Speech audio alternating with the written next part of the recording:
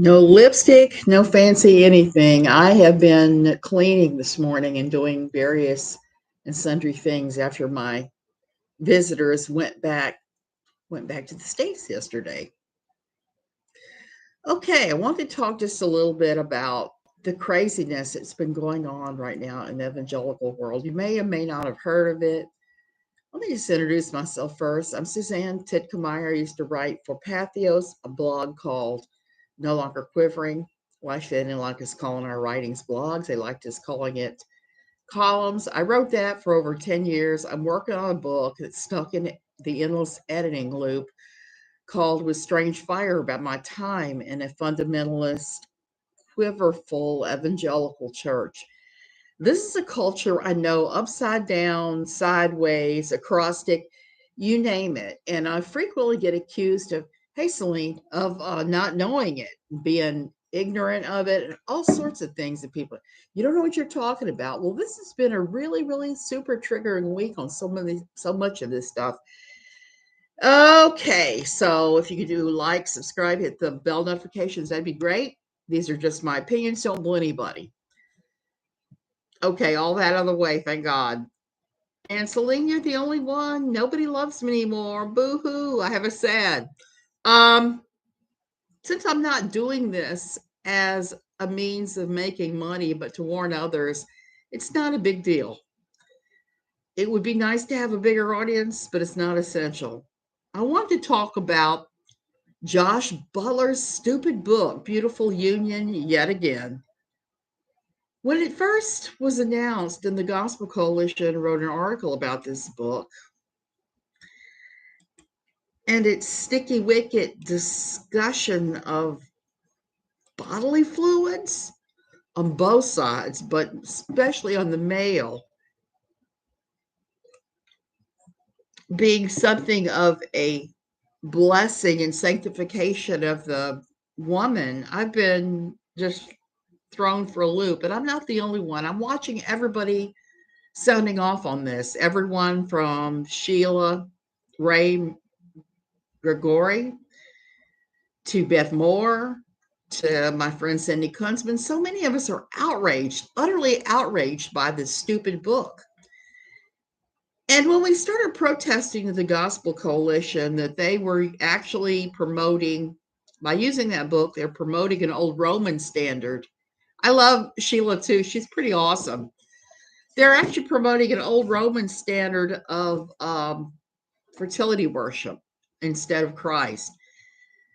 So they ran around and called us a bunch of silly women. Then they said we were feminists, and they said no, we were all just a bunch of prudes. But in the end, they backed away from their approval of Josh and Josh's book because so many of us pointed out how not like Christ it was. And so crisis averted, right? This was maybe a month or so ago. Then, earlier in the week, they started sneaking it back in, and they started interviewing Josh again in various places and promoting the book, and more verses from the book came out.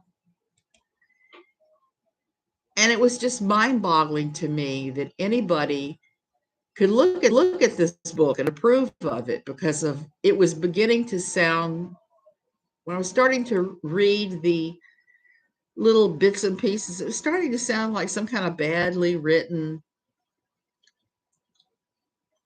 how shall I say this, corn, some kind of, this is what happens if you have a fertility cult and you think way too much about how that happens, and you get stuck on the making part, and you don't pay any attention to anybody else, and you don't look at Cornhub, you don't do any of that. So this is your kink, this is your weirdness.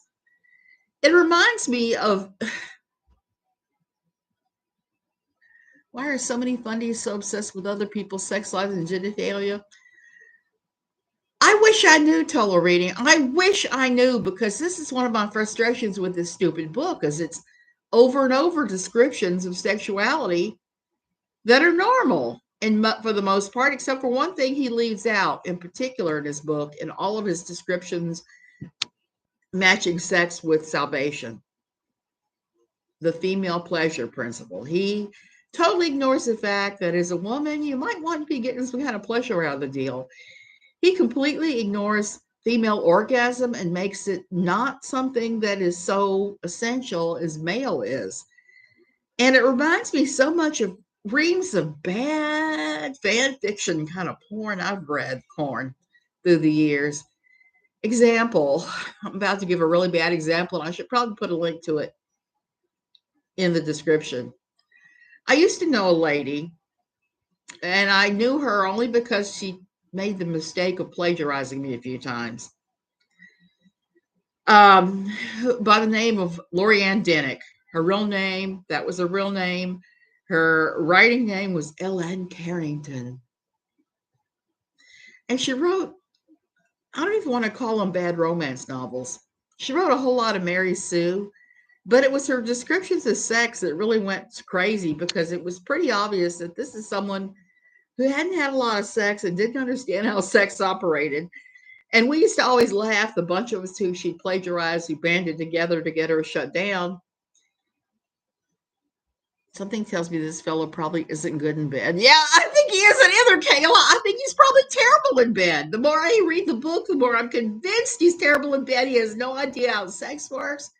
He has no idea about female pleasure. He has no idea about orgasms. None of that. It's just straight old pokey pokey for him. And that's it. He doesn't even acknowledge anything else, which is very short sighted. A lot of times evangelicals will talk about how it's wrong to want to make money yet live in luxury. Yeah, they do that too. They have some very strange, unhealthy relationships with money. So this woman had a very unhealthy relationship with what her ideas of sex were. So all of us had banded together to fight against her when she started plagiarizing bits and pieces of our writing. It was so damn funny. She used to mention male orgasm as steaming, milky, white ropes of cum. And we all laughed over that and would bust that out anytime there was any kind of anything slightly sticky we were talking about. It would be busting that out. That and one she wrote where she was giving innumerable guys the BJ behind a dumpster outside a bar. Now, I consider myself kind of been around the block a few dozen times. I used to bartend in college, if that tells you something. And I can honestly say I've never seen or anyone do that. I've never done that. I don't know anybody who would be behind a dumpster handing out the oral. I don't know anybody. So she reminds me of him. So I'm thinking that Mr. Butler is a lot like she is. He probably doesn't get much sex, and what sex he gets is not good. It's just plain old vanilla man on top. Get it over with quick. So he doesn't have an idea about pleasure whatsoever, and much less about female pleasure.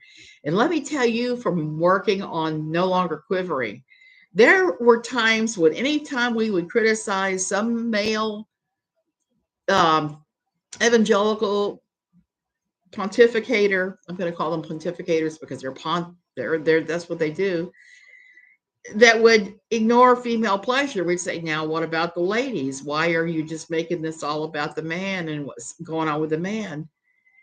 And anytime we talked in the comments about female pleasure, there was somebody, and I finally figured out their IP address and banned them by IP address, that would go through and report each and every comment that had to do with female pleasure. This was someone that was so freaked out by the idea of women having orgasms that they had to go police the comments of No Longer Quivering. And I would just laugh because part of me felt sad for that person. Part of me thought, oh, honey, if you just knew, whoever you are, male or female. So that's something that is not a thing in evangelical town. There's no such thing as female pleasure, apparently, in the marriage bed, which is unfortunate because that is something, if they really want to have strong marital bonds, encouraging best sex ever, which is what some of the things I went to in Toronto would would promote, which I thought was a good idea. Anytime you can help people have better sex, it's a good idea because it's always, I mean, it's better to be happy than frustrated. That's all I can say without going into terms that would make YouTube freak out. So we would have these discussions at no longer quivering, and people would just freak out. And that told me that that was something that was horrible. I remember going in the minds of some, a ladies' retreat. And one of the ladies asked us in the car, we were all driving in somebody's 15 passenger van, who all enjoyed sex with her husband. And the reason she was asking is her husband wanted to have sex with her daily. And she didn't want to have sex with him daily. And she didn't enjoy having sex with him at all. But it really put a damper in her day to do that. And she was pretty shocked at all of us that said that we enjoyed it. It was a pleasurable part of marriage for us. And then there was another one that spoke, and it was the same deal. She had no idea that was even possible. Now, that's part of the battle. If Christianity, if evangelicals want to take over the world, they're going to have to teach. They're going to have to teach how to have better sex. They're going to have to make their members more satisfied than sexually frustrated. It really is a natural, normal part of life and marriages that needs to be completely demystified, destigmatized. And it is funny how much misinformation there is about this and so many other things.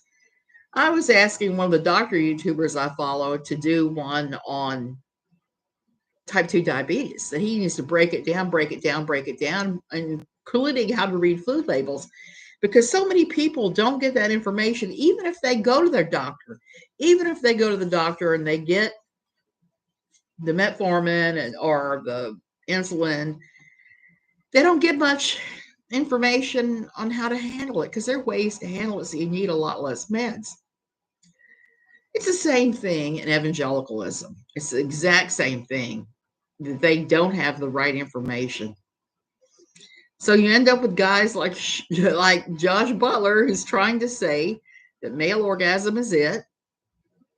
It's the be all end all. It's being a god. And he was trying to say if you use birth control, it stops up the flow of the river of life, which was the silliest I've heard yet. Again, they don't know how birth control works. And was brought up in a very strict Christian home.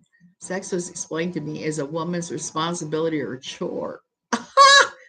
I had no idea it was something I could actually like until I was 30 years old. Okay, well, I am so sorry. I am incredibly sorry for that. That is not a way to live. I hear that. I've heard that story so many times. I heard it among my own dear sisters at my old church, and we were on our way to that conference that time. And I was surprised for how many women that was a reality. That was their reality, is that sex was only something you did as a chore. Lay back and think of England and figure out what you wanted to buy when you went to the store or what you were cooking that night. So many times I heard that. And I was just as jaw dropped as I am now by that, because it is such an important part of life for all of us. Now, that's not to say there are people that are asexual that don't want sex at all. There are those people, and there are times in our lives when we all go through where we don't want sex like we once did. And that's okay too.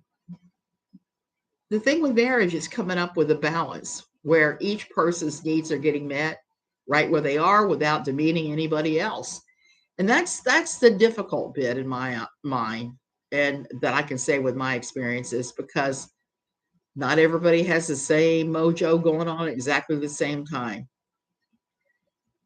And so I'm watching everyone else fighting the battle of the Josh Butler, and looking at his crazy Albert Einstein hair, and watching him get interviewed, and watching all these men line up behind him.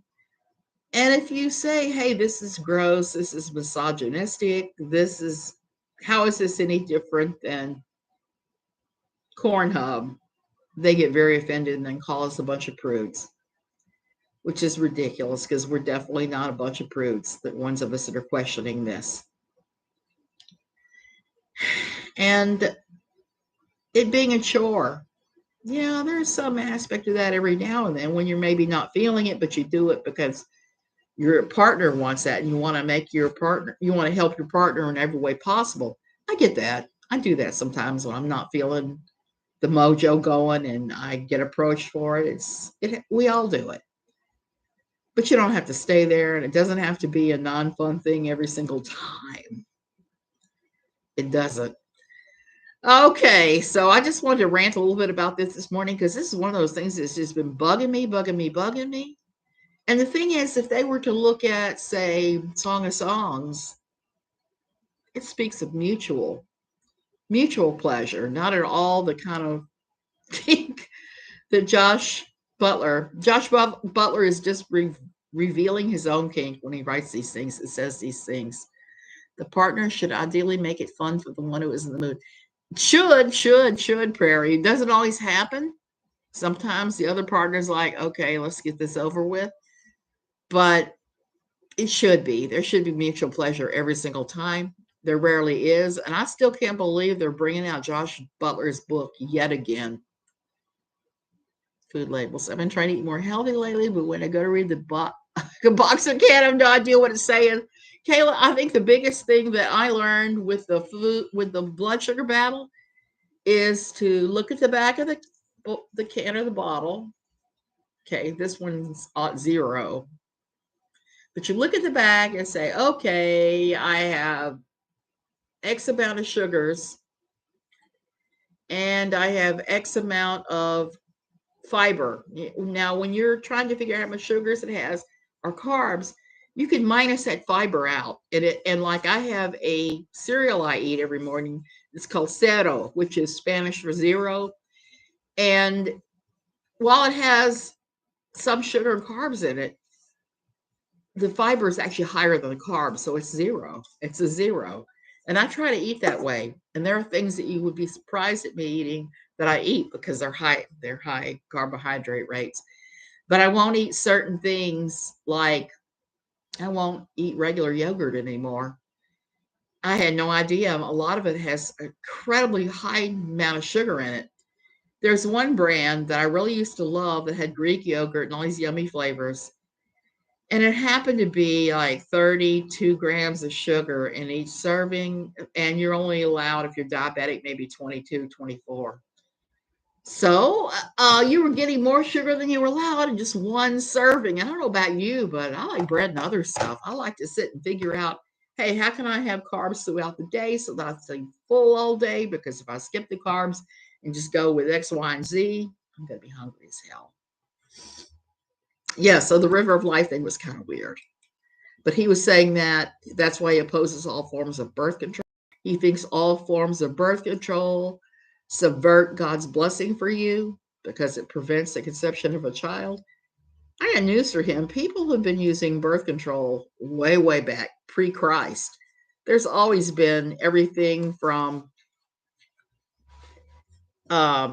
things like when I know that with the camels, many, many years back, pre-Christ, they were putting peach pits inside of camels as an early IUD to prevent consumption of camels when they were on the nomadic roads. So there's always been different things that to be used. I saw when I was going through my great grandmother's stuff, we were cleaning it out. I found a pamphlet from like the late 1800s, early 1900s that talked about using a sponge dipped in vinegar. So there's always been something. And when certain people pretend it's a recent development, I just want to laugh. What is wrong with trying to make sure you don't have more children than you could actually handle? I don't think there's anything wrong with trying that. So many times we've seen so many of these mega mamas just absolutely lose it because they can't keep up. And no one would. It's understandable. It's no way that you're going to be able to care for 18 children effectively. It just doesn't happen. You need help in some way, shape, or form. And that's why I can't throw rocks at quiverful mothers and why I blame the husbands. I blame the good Christian patriarchs because they're the ones directing this crap and they're the ones causing these things to happen. And they have these huge high standards. You can't do this, you can't do that. I remember early on with the Duggars, seeing Michelle Duggar writing a blog post that you feel like I'm falling with one. Yeah, I hear you. She wrote a blog post about not being able to keep up with laundry. And that's what led to the Duggar family closet slash laundry room because she couldn't keep up with the laundry. And the piano teacher had to start coming in extra early or stay late. I don't remember which one it was to help out with the laundry. So she talked about it as it was just a matter of having the right organizational skills and the right helpers. She's dumping things now. Salt, baking soda, angel hair pot. Oh, you have my empathy. My son dumped a gallon jug of olive oil on my floor one time. I don't even need to tell you how difficult that was to clean up. They get in those ages where they just want to dump everything and there's not a whole lot you could do about it except try to keep on top of them. It's laundry. Yeah. Speaking of which, I'm very pleased with myself. I got everything done by 9 a.m. I got up at 5. I did everything before it got ungodly hot. So I'm going to loaf for the rest of the day. I'm going to go work on my quilt. She just dumped cracker crumbs like right after that post. She has to be under constant supervision. She's a wild girl. Well, hopefully that won't last too long. It didn't last long with my son. But boy, was it frustrating while it was ongoing. It seemed like I was always going behind him and cleaning up massive amounts of stuff. And it was just one thing after another with that child. He turned out to be a cook, closet laundry. Yeah, hey, that works. Can't tell you how tempted I am to go to closet laundry, even though we both wear very different clothes. It would just be easier if I had all my clothing in the laundry room. The baby gates. That's the only way you're going to be able to do it. Yep. This is very odd. I'm hearing the trash truck come by, and it should have already come by a long time ago. I don't know. Costa Rica. So, um, I'm still cleaning up here from having guests. I think I've finished cleaning up my guest room the most. And I'm still cleaning up from our car accident the other day. We're still picking glass out of things. I have a large cut on the top of my head from flying glass. And things are still a little chaotic. My husband's running around doing his thing with the school that he works for.